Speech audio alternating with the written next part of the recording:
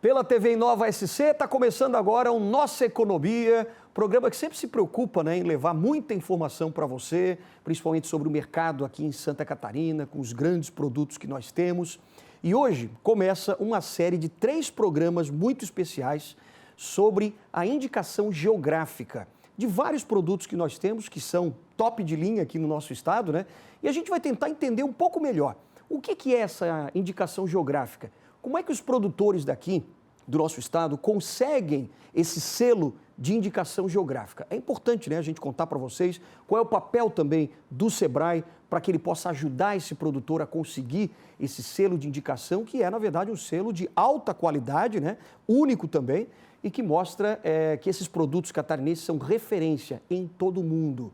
Então, a gente vai fazer um bate-papo muito bacana aqui e saber também um pouco dos produtores, o que eles acham, que muda, por exemplo, para a empresa essa indicação geográfica. Eu já estou recebendo aqui no nosso estúdio do Nossa Economia o nosso querido técnico do Sebrae, que é o Alan Klaumann. Tudo bem, Alan? Tudo bem, certo? Alexandre. Um prazer estar aqui com vocês para discutir um tema tão importante para Santa Catarina e para o Brasil, que é a indicação geográfica. Perfeito. Já quero te perguntar assim de cara, Alan, para a gente entender, e para o pessoal de casa, o empreendedor agora que está de olho também nisso, afinal de contas, o que é uma indicação geográfica? Explica para a gente, assim para a gente entender bem. Olha, Alexandre, é um tema que gera muitas dúvidas, mas em síntese, de uma maneira bem simples, é importante colocar que a indicação geográfica é um nome geográfico que designa um produto ou um serviço que ficou famoso ou é muito diferente quando produzido em determinado território. E essa diferença, ou essa fama dele, ela vem da sua qualidade, obviamente. Sim. E ela pode ser dada porque esse produto ele é muito produzido ali. É um local que ficou famoso por ter uma grande produção, ou seja, o local se especializou em alguma coisa. Do outro lado, a gente tem um outro formato de indicação geográfica que é celebrado no mundo todo e não é diferente no Brasil e em Santa Catarina, que trata de produtos diferenciados. Então, a gente tem aí uma influência da geografia, do clima, da altitude e, principalmente, da tradição, do saber fazer, que imprime em alguns produtos um diferencial único, que não é facilmente copiado ou nunca pode ser copiado por outras regiões que produzem algo similar, como, por exemplo, alguns vinhos, Certo. A gente tem, no mundo todo, uma mesma variedade de uva. Vamos falar da Cabernet Sauvignon, por exemplo. A Cabernet Sauvignon, plantado na França, plantado no Brasil, em diversas regiões do Brasil, cada uma delas, Rio Grande do Sul, em diversos locais de Santa Catarina, ela apresenta pequenas diferenças que, na garrafa, se expressam de forma diferente, com aromas, com sabores, com cores únicas. Até deixa a gente já pegar alguns exemplos, para o pessoal de casa entender melhor também. Por exemplo, a gente sabe que na França fala-se muito da Champagne, E realmente, e justamente da região de Champagne. Aqui, por exemplo, a gente tem também o terroir.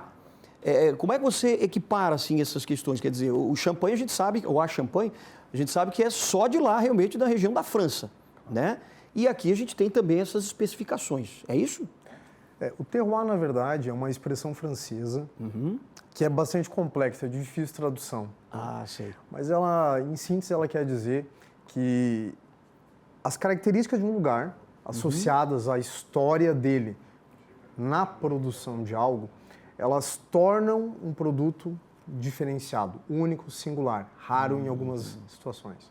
Certo. Então, isso quer dizer o terroir, E, com certeza, isso que eu falei sobre a variedade de Cabernet Sauvignon de uva, ela, em cada local, ela tem uma pequena diferença em cor, em sabor, em aroma, Essas diferenças são, de certo modo, explicadas pelo terroir, que é esse conjunto de fatores que, de forma coletiva, agem sobre algo, tornando único. Olha só. Agora sim, a gente sabe que Santa Catarina tem uma diversidade de produtos muito grande, E quantos são, por exemplo, hoje os produtos, os segmentos que já têm, por exemplo, essa indicação geográfica, que já são top de linha? Olha, antes de falar de Santa Catarina, acho que é importante colocar que no mundo a gente tem mais de 60 mil indicações geográficas. 60 mil? Exatamente. A gente tem muita diversidade alimentar que, em algumas situações, ela é diferenciada por meio de um selo de indicação geográfica. Quando a gente vem para o Brasil, hoje a gente está com mais ou menos 97 registros concedidos de indicação geográfica. Você acha pouco ainda? Eu acho que o Brasil está acordando para o tema. Né? A legislação isso. Nossa é de 96, então ela é recente, de certo modo. Relativamente recente. Né? E Santa Catarina, desses 97, possui 7 registros. O mais antigo deles completou em 2022 10 anos, que é exatamente os Vales da Uva Goethe. A nossa primeira IG, que vem de uma variedade de uva, uma uva branca, que no mundo todo é praticamente só cultivada no sul catarinense, que produz um vinho típico, muito peculiar, muito raro, que só é encontrado ali. Então a gente está falando de um produto único, algo muito singular, né? A indicação geográfica, o bacana dela é que se a gente pudesse imaginá-la assim, dentro de um mapa mundi, né? O que é uma indicação geográfica dentro de um mapa mundi? Quando a gente pensa nesse mapa e a gente coloca algumas estrelinhas assim, em lugares que são assim, lugares especiais, que têm produtos únicos, né? Santa Catarina contém 7 dessas estrelinhas. 7 estrelinhas. Né? São 2 para vinhos. Então, a gente tem o vinho Goethe, a gente tem os vinhos de altitude de Santa Catarina, que são vinhos muito diferenciados, produzidos a pelo menos 900 metros de altitude. Então, essa altitude, junto com o manejo das uvas, que promove, um processo de vinificação dele, muita tecnologia envolvida, né? Já tem um acúmulo de conhecimento todo envolvido aí. Então, a gente tem um vinho muito famoso, muito diferente, que possui peculiaridades assim como o vinho Goethe. Mas a gente vai muito além, a gente também tem o mel de melato da Bracatinga do Planalto Sul brasileiro, que é uma indicação geográfica que acaba integrando os 3 estados do sul. Paraná com uma pequena mancha de produção, Santa Catarina com a maior parte e Rio Grande do Sul com outra mancha de produção. O bacana desse mel de melato, é que ele não vem de flores. Vem da árvore. Né? Vem do tronco de uma árvore chamada Bracatinga, que só existe na mata de Araucária. Né? Então a gente está falando aqui de um manejo, de um recurso genético nativo da mata de Araucária. E que depende, é claro, de uma mata saudável, bem preservada, onde um inseto, a cochonilha, ela parasita o tronco da Bracatinga.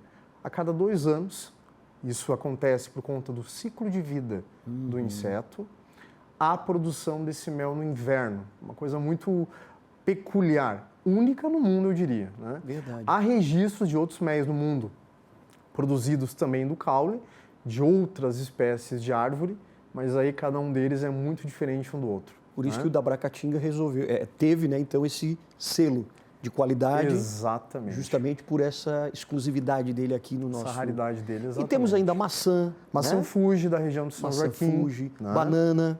A banana da região de Corupá. Corupá.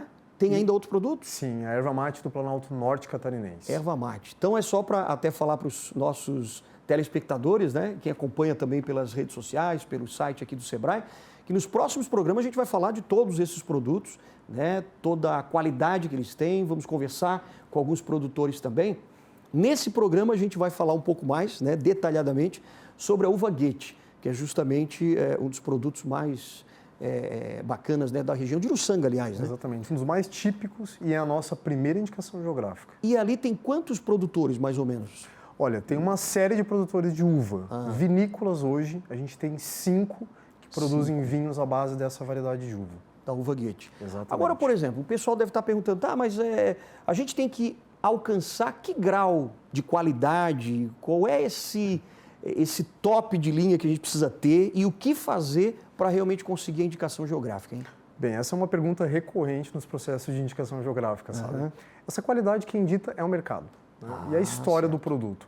Então, assim, quando a gente fala em vinho de altitude, a gente está falando de um mercado que atua sobre aquele produto. São nichos de mercado. Sim. Né? Quando a gente fala do vinho Goethe, a gente está falando de um vinho regional, típico, e que tem uma história muito forte atrelada à sua produção. Certo. Então, a gente está falando de um mercado diferente. E é um mercado, até pelo pequeno número de vinícolas que atua com esse vinho raro, é um mercado onde o turismo também é muito importante. Ah, né? claro. Então, assim, há uma venda fora do território, há uma exportação do produto para fora do território dele, mas há principalmente uma venda dentro do território. Isso é importante porque movimenta outros negócios da região. Então, são restaurantes, meios de hospedagem, postos de combustível, Sim. mercados, comércio de maneira geral, que também pode vir a se beneficiar de um produto com a indicação geográfica, a exemplo do Vale da Uva Gate. Que, por exemplo, lá no Vale do Uva Gate, você vai para Uruçanga, quer dizer, tem vários, já está na rota, né, do turismo de enocultura, se não me engano, ali em Uruçanga, as pessoas vão lá, quer dizer, movimentam a economia, movimentam os hotéis, por exemplo, pousadas, etc. E é um conjunto de fatores que acaba gerando tanta riqueza, né? Isso, e outros territórios próximos também podem se beneficiar disso, né? Então, a gente tem um litoral muito próximo de Uruçanga. Então, as pessoas podem estar no litoral e dar uma volta na região, conhecer um pouquinho mais sobre a cultura de um vinho tão exclusivo.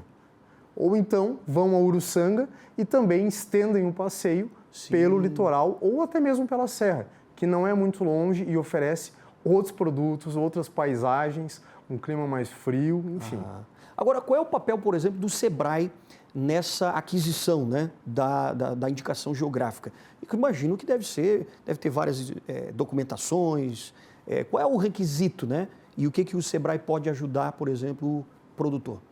Bem, é importante destacar que no Brasil os registros são otorgados pelo Instituto Nacional da Propriedade Industrial, o INPI. Certo. Esse é o instituto brasileiro que autoriza qualquer indicação geográfica brasileira ou até reconhece indicações geográficas internacionais, como a champanhe, por exemplo. Sim. Tá?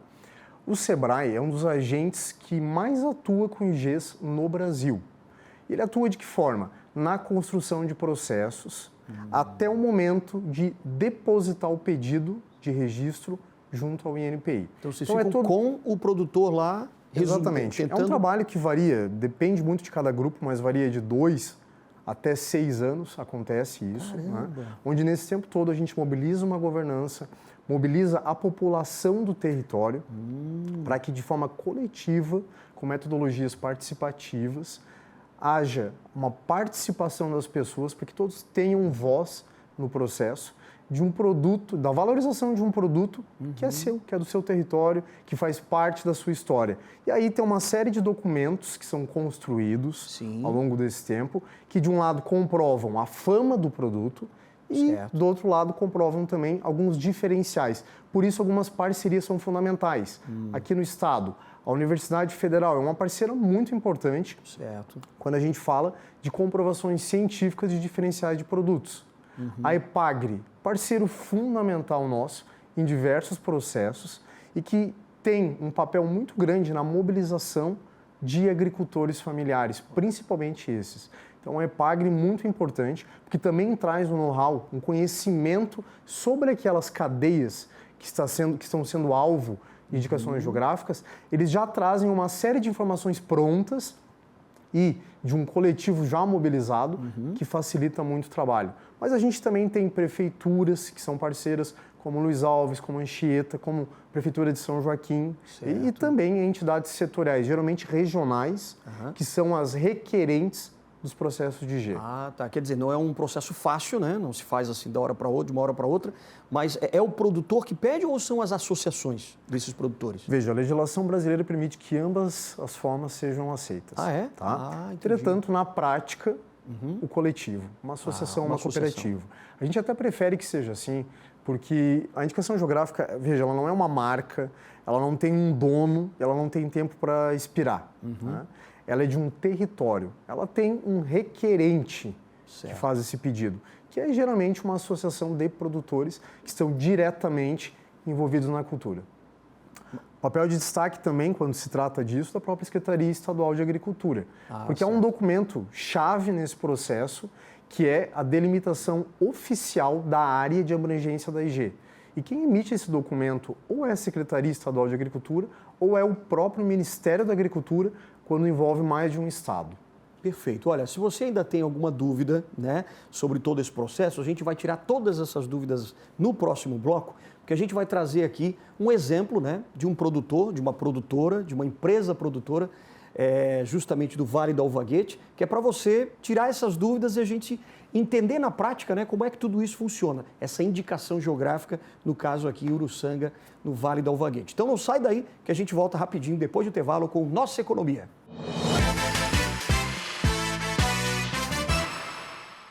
Estamos de volta com Nossa Economia, falando um pouco daqueles grandes produtos catarinenses que receberam o selo da indicação geográfica. Como a gente já comentou no primeiro bloco, né? Esse selo dá, claro, toda a credencial de qualidade, exclusividade, né? De ser um produto único também, com muita qualidade mesmo. E agora a gente vai retomar o assunto falando um pouco mais da uva Goethe. E a gente está aqui já trazendo a nossa segunda convidada junto com o Alan, né? Que é o nosso técnico aqui do Sebrae, é a Luísa Mazon. Tudo bem, Luísa? Tudo certo. Você que é proprietária, sócia, né? Proprietária da Vinha Mazon, é isso? Exatamente. Vinícola já com quantos anos de existência? A vinícola começou há 46 anos atrás com o meu avô, Opa. Genésio Mazon, engenheiro agrônomo. Ele acabou falecendo muito jovem, então a minha avó, a Giselda, com 82 anos hoje, continua administrando a vinícola desde a época que o meu avô morreu. Já está o quê? Na terceira geração, quarta geração? Terceira geração de mulheres agora. Puxa, que bacana. A minha avó na vinícola, a minha mãe fica na parte de eventos e pousada e restaurante. E do serviço, né? De um modo geral, do vinho. E você? E eu entrando agora, devagarzinho, como sommelier da vinícola, né? E pretendo continuar aí na empresa familiar. Aliás, você estava me contando aqui nos bastidores que o sommelier é o homem e tem a sommelier... Exatamente. Que é a mulher. Sommelier. Sommelier. Maravilha. Agora, Alan, a Luísa e a empresa da família dela, né? Vocês também, o Sebrae, fez toda a consultoria junto com a empresa justamente para eles conquistarem esse espaço no topo aí da cadeia. É isso? Exato. Há mais de 15 anos esse trabalho iniciou. Mais de 15 anos, puxa. São 10 anos já de registro reconhecido pelo INPI. E esse trabalho, ele foi pioneiro em Santa Catarina. Então, a nossa primeira indicação de procedência, ou seja, uma tipologia da indicação geográfica que reconhece que um local é bastante famoso, é notório, reconhecido por produzir algo. E algo, nesse caso, repleto de histórias e de muita qualidade e tradição. Aliás, então a gente tem um VT aqui que a nossa equipe preparou justamente para você conhecer um pouco mais da uva Goethe, né? E daqui a pouquinho a gente vai, claro, voltar com esse assunto para você entender como é que foi esse trabalho para eles conseguirem a indicação geográfica, né, das uvas Goethe. Olha só que matéria bacana, vamos ver. Uma fruta de sabor único, trazida para o Brasil no período em que a terra tão desconhecida para os italianos era famosa por tudo que se planta, cresce. Sendo seduzido naquela época, né, dizendo que no Brasil, né, o queijo e o salame estava pendurado nas árvores, então meus casais, né, o casal dos meus bisavós, então, né, vieram nessa onda também. Ela é delicada e peculiar ao paladar.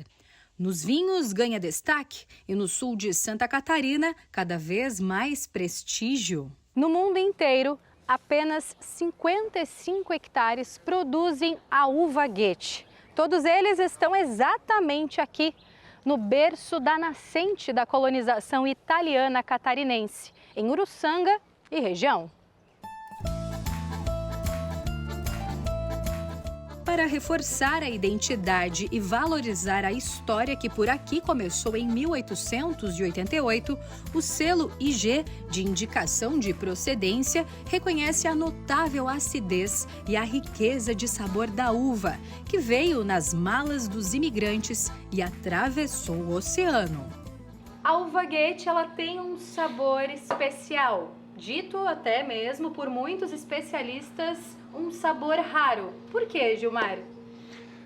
Porque ela, né, esse vinho ela vem, né, de uma uva típica, rara e única. Uma uva que só existe aqui na nossa região. Então não existe, né, esse sabor, esse aroma em região alguma do mundo todo. Bom, então vamos provar? Com certeza. Goethe. Goethe.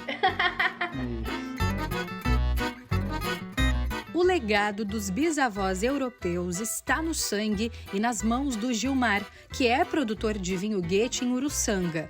Hoje ele preside a Associação dos Produtores da Uva e do Vinho Goethe. Acompanha de perto a evolução industrial da produção desde os anos 2000 até agora. O que eu costumo dizer, né, nós aqui, Uruçanga, nós estávamos adormecidos, né, então a gente fez o quê? Reacordamos, né, de novo, então, principalmente na área do turismo. Com a implantação do selo, o mercado volta os olhares para a pequena e, ao mesmo tempo, gigante cidade do sul do estado, onde estão as únicas 5 vinícolas da uva Goethe, que existem hoje no mundo inteiro, segundo o produtor.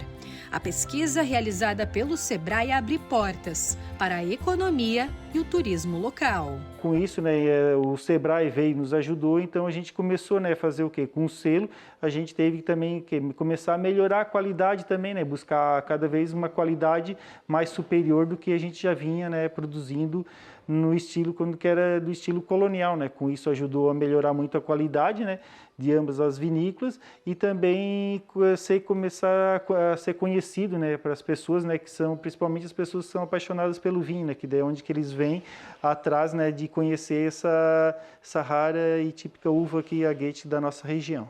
Só por aqui são envasados todos os anos mais de 200 mil litros do vinho Goethe. Mas nem sempre foi assim. A família de Mateus, por exemplo, teve que enfrentar altos e baixos na produtividade. Depois do declínio na produção da década de 1970, o pai de Mateus, também descendente, retornou a Longarone, na Itália, cidade irmã de Uruçanga, em busca de inovação. Origem e tecnologia que levaram o cenário da produção de vinhos de Santa Catarina a um novo rumo. Em cima de uma uva muito específica, só tem 55 hectares plantados no mundo e 55 hectares concentrados aqui no sul de Santa Catarina. Né? O meu avô, ele tinha uma restrição que era a tecnologia que se tinha na época. O meu pai, na década de 80, vai se especializar tanto no Brasil quanto no exterior em enologia e traz modernização para dentro da empresa, controle de temperatura, leveduras selecionadas e tudo mais. E depois, nos anos 2000, eu também, seguindo os passos do meu pai, acabo indo me especializar no exterior. Mas foi a conquista da indicação de procedência geográfica que tornou eficaz a busca pela excelência, através de pesquisa, estudos e coleta de dados, trabalho desenvolvido pelo Sebrae. O que eu posso dizer é que é super importante, né? Se a gente for mensurar, mensura sempre para cima, né? Que é o que a gente vê acontecendo por causa da indicação de procedência é algo que, assim, pega outros produtores que já têm mais idade e tudo mais, e eles assim, nossa, eu pensei que isso que está acontecendo agora não queria acontecer e está acontecendo graças à indicação de procedência. Orgulho de um passado que marca a história da imigração italiana, já que os Damian, família de Mateus, foram um dos fundadores de Uruçanga, junto de outras 19 famílias, que desembarcaram no Brasil em busca de novas oportunidades. Um presente cheio de perspectiva para um futuro em que a uva tão famosa possa ganhar cada vez mais espaço. Tem muito dos antepassados, a gente respeita muito os antepassados e tudo mais, né? Então o italiano fala que uma árvore sem raízes, ela não cresce. Então você tem que saber de onde vêm suas raízes para crescer forte, né? Então é por isso que o italiano tem muito disso, saber de onde veio, da região que veio, o que aconteceu no passado, para você aprender com o que foram feitas as outras gerações, né? Ter uma família unida hoje para poder crescer bem.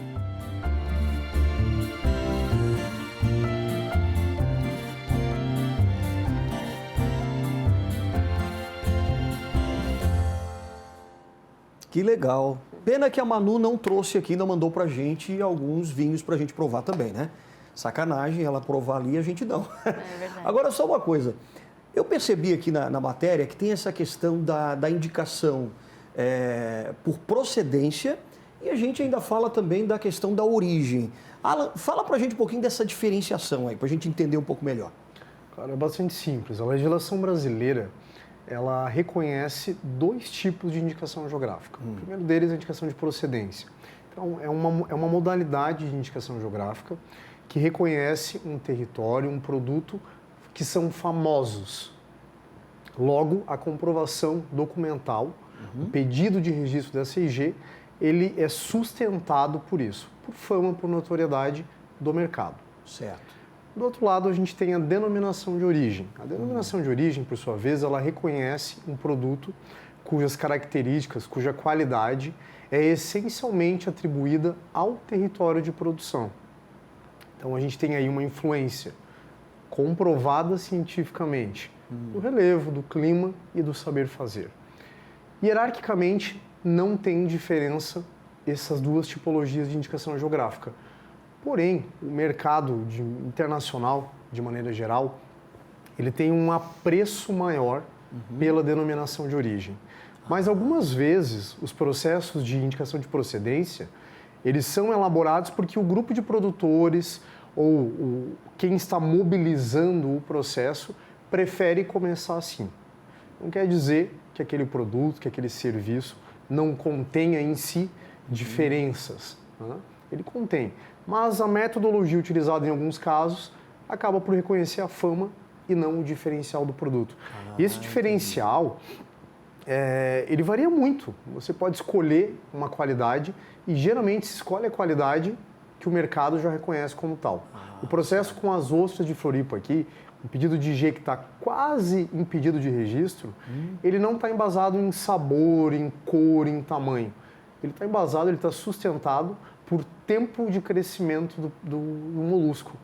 Então, a gente tem aqui na região de Florianópolis, por conta de características de água, de temperatura, um molusco que cresce muito rapidamente. A gente tem 4 meses, às vezes 6 a 8 meses, algo pronto para ser colhido. Na Europa, a mesma espécie demora de 2 a 4 anos para ser despescada. Então, essa qualidade, esse caractere de qualidade, ele também não necessariamente está atribuído a gosto, a aroma. Ele pode ser uma outra característica que, para aquele local, é importante, faz a diferença. Que é o que faz a diferença. Agora, no caso da uva Goethe e da família Mazon, vocês têm qual o tipo de indicação? É a indicação, o procedência, é isso? Isso, procedência. E como é que está? Vocês estão querendo esse da origem ou ainda não? Como é que está? Está em processo? Existe uma associação de produtores de uva e vinho Goethe, né? Que inclusive deu entrada com pedido junto do Sebrae e as outras instituições dentro do INPI para o reconhecimento. E nós, produtores, almejamos uma denominação de origem, justamente pelo significado, né, de marketing e todos os aspectos socioeconômicos que isso vai gerar na região, mas também pelo significado. Segundo a definição da legislação, que o Alan, inclusive, trouxe aqui para nós, a Goethe, por ser um produto raro e único e que sofre influência do território, não se encaixaria na legislação, né, segundo os aspectos, também, né, porque é famoso, sim, mas seria algo a mais. Então, a gente busca esse algo a mais e estamos trabalhando para isso. Que legal, maravilha. Agora, me contaram aqui também nos bastidores que você é muito estudiosa e você agora está se especializando cada vez mais em uva Goethe, é isso? Sim. Você sabe da história e agora você está fazendo o quê? Um mestrado? Isso, durante a graduação, eu me formei durante a pandemia, então só tinha que fazer revisão bibliográfica, senão eu teria feito um experimento com a uva Goethe. Mas então, como tinha que ser revisão bibliográfica, eu tive acesso ao dossiê da indicação de procedência e resolvi fazer uma revisão sobre a tipicidade da uva e do vinho Goethe nos vales da uva Goethe. Então, todos os aspectos históricos, né, geográficos, eu tive acesso a esses dados, né? É permitido pela Associação de Produtores. Sim. E aí agora, então, para o mestrado, eu tenho dentro de mim essa vontade de fomentar o vinho e a uva Goethe dentro da ciência, que é uma coisa muito pouco explorada e única, olha, né? Trabalho sobre vinhos a gente vê muito publicado nos artigos, mas sobre uva Goethe são pouquíssimos. Então, eu pretendo fomentar isso, né, e tentar instigar os outros cientistas da área de alimentos a também adotarem essa uva para ela cada vez ser mais popular no mundo da ciência e do vinho. Sim, eu imagino que a sua mãe deve ter muito orgulho de você, né? Sim, você está continuando pais, aí exato, os negócios da família, quer dizer, filha a empresa, única, né? Filha única muita também? Responsabilidade. Então a dona Patrícia deve realmente estar adorando isso. Aliás, vamos conversar com ela, dona Patrícia Mazon, tudo bem? Como é que você está? Tudo bem. Obrigado pela tua participação aqui também. Estava ouvindo a filha daí? Com muito orgulho, estava ouvindo a filha daqui, emocionada. Que legal. Aliás, você está em Uruçanga, né? Que é a cidade de vocês aí. Sim, a gente está aqui em Uruçanga, sul de Santa Catarina. Me conta uma coisa, vocês já produzem, quanto né, que vocês produzem de vinhos aí da uva Goethe, aí na cidade? Bom, na cidade ou na vinícola? Na vinícola, perdão. Tá. Bom, enfim, entre altos e baixos, hoje, né, 2022, a gente está produzindo 20 mil litros de vinho dessa uva, de vinhos, espumantes e frisantes. E ela vem não crescendo, a cada ano a gente vai crescendo paulatinamente. Perfeito. Mostra pra gente algum rótulo que você tem aí. Eu tô vendo que você tem 3 garrafas, né? Você tem essas sim. 3 variedades. Conta um pouquinho das variedades que você tem. Na verdade, essa aqui é uma variedade de espumante do método Champenoise. É a linha chamada Terrara, de terra rara. No rótulo tem a imagem do mapa antigo de Santa Catarina e um pontilhado dessa uva que chegou do hemisfério norte, chegou aqui no hemisfério sul, foi cultivada e abraçada pelos italianos. Que legal. O espumante é feito pelo método Champenoise ou método tradicional, que é a segunda fermentação feita na garrafa. E destaca ainda mais as propriedades dessa uva, em termos de salinidade, que nós estamos a meia distância entre a serra e o mar, então são várias características do nosso território, de vinhos de uvas procedentes de terras baixas. A uva Goethe, ela proporciona um vinho branco.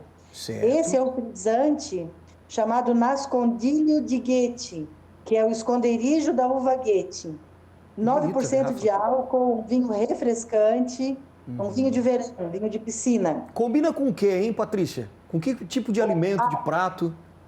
Os vinhos Goethe, eles vão muito bem com frutos do mar. Com a ostra, conforme o Alan estava o dizendo. volume de acidez, vai desde pratos à base de marisco, de frutos do mar em específico, e também de carnes brancas gordas. Então, ele vai muito bem com a culinária catarinense. Perfeito. Com a tainha, com a feijoada, com a galinha ensopada, com o marreco.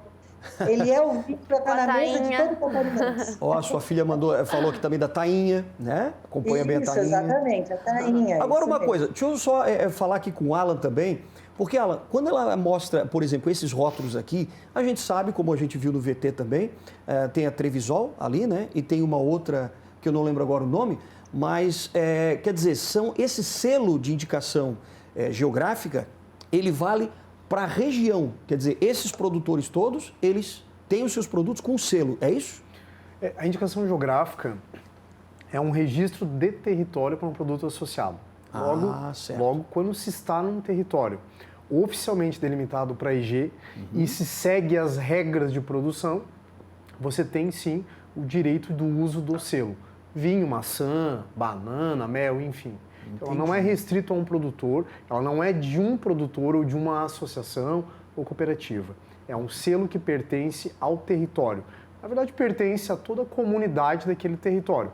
Evidentemente, quem faz uso do selo é quem está produzindo de fato algo, como é o caso da Vinícola Amazon. Que bacana. Patrícia, me diz uma coisa. Depois que vocês tiveram esse selo, né, que a cidade, a região ali geográfica teve o selo, para você, qual foi o resultado? Melhorou, aumentou aí o ticket também do seu vinho? Como é que foi? Qual foi o resultado disso? Olha, o resultado é surpreendente. Em primeiro lugar, é importante frisar que esse selo ele é renovado a cada ano. Cada safra, nós temos que passar por uma banca avaliadora que vai nos autorizar o uso do selo, né? Porque a gente segue um caderno de normas que foi elaborado a partir tanto da ciência, da territorialidade e do saber fazer dos nossos antepassados. Mas o fato de esse vinho ser reconhecido pelo INPI e a gente usar esse selo, ele nos colocou de volta no mapa da vitivinicultura brasileira. Ela resgatou a nossa identidade, porque a nossa região foi a primeira em Santa Catarina a desenvolver, a trabalhar com a questão da vitivinicultura. Nós fomos colonizados no mesmo tempo da Serra Gaúcha, com os mesmos imigrantes. Então, desde então, a gente vem cultivando essa uva, teve sua fama nos anos 30, e do ponto de vista de resultado do selo, em especial ainda depois da pandemia, que o brasileiro passou a olhar mais para dentro do seu país, é impressionante o número de visitantes que nós temos recebido em busca dessa uva típica. Puxa. Nós estamos dentro do roteiro do enoturismo nacional. Que bacana. Alan, olha como é importante, né, você ter esse selo e lutar pelo selo, né? E o Sebrae realmente dá essa mãozinha que os produtores às vezes precisam, né? Isso, e tem uma coisa também importante, melhor, 4 coisas importantes sobre a uva Gate, sobre essa indicação geográfica, né? A Patrícia falou ali, se colocou dessa forma os vales da uva Gate no cenário internacional de enoturismo. Isso é verdade, né? Os frutos estão sendo colhidos agora com turistas cada vez mais indo provar, indo conhecer esse vinho tão raro. Outra coisa, a gente observou num estudo de 2020 do Sebrae 2 pontos importantes. O primeiro deles é esse cenário de inovação que foi instalado junto à cultura da uva Gate, né? A gente tinha um número de rótulos muito pequenos lá em 2012, antes do registro da EG. Hoje a gente tem uma explosão de rótulos que atendem aí a vários consumidores. E rótulos também de qualidade, né? São produtos de qualidade que usam design associado. Outro ponto é agregação de valor ao produto. A gente fez um estudo, esse mesmo estudo de 2020, e a gente entendeu que houve uma agregação de valor nesse produto da ordem de 14%. Puxa. Então, sem o selo da indicação geográfica, esse produto estaria, no geral, na média, 14% mais barato, ou seja, trazendo ao produtor um valor muito menor de faturamento. Claro. E por fim, e muito importante também, destaca que nenhuma vinícola fechou desde o início do registro de indicação geográfica. Ou seja, a indicação geográfica trouxe a esses vitivinicultores uma oportunidade de permanecerem, não de sobreviverem no mercado, mas sim de se estabelecerem de forma diferenciada com base no seu produto, que também é único. Que bacana. E a gente está tendo aqui o prazer, né, de receber mãe e filha, né? A mãe que está lá em Uruçanga, a filha que agora tem uma responsabilidade imensa, hein? Você está com quantos anos agora? 23. 23. Sou um bebezinho. Bebezinho, hein? O bebê da mãe, né? A mãe está toda orgulhosa lá. E da avó. Mãe coruja, né? A mãe deve ser coruja. E você ter essa responsabilidade, porque imagina, tudo isso foi conquistado. Você que está aí na ponta agora, né, da família, para tocar depois os negócios também, quer dizer, o que o teu estudo que você está fazendo agora pode contribuir para que você possa realmente continuar dando esse orgulho, né, e mantendo essa qualidade daqui para frente? Quer dizer, o que isso pode melhorar? Olha, eu acredito que nós, jovens, estamos unidos para continuar essa cultura do vinho Gate, com muito orgulho do vinho nacional, que tem crescido aí com o passar dos anos. Então, o futuro é muito próspero para a gente está bem otimista. Que legal. Aliás, você está achando que os jovens estão consumindo mais vinhos? Sem Jovens que eu digo, né? dúvida. 18, 19, 20 anos. Sim, eu trabalho ainda com mais. essa faixa etária, né? Legal. A minha função ainda dentro da empresa é descomplicar o mundo do vinho, porque as pessoas às vezes acham que é coisa de gente velha, de gente muito... Ou às vezes é muito rebuscado, precisa de uma situação muito especial para abrir um espumante, por exemplo. Quando, na verdade, os vales da uva Gate são, sim, produtos acessíveis, nacionais, que vão impactar a região toda economicamente.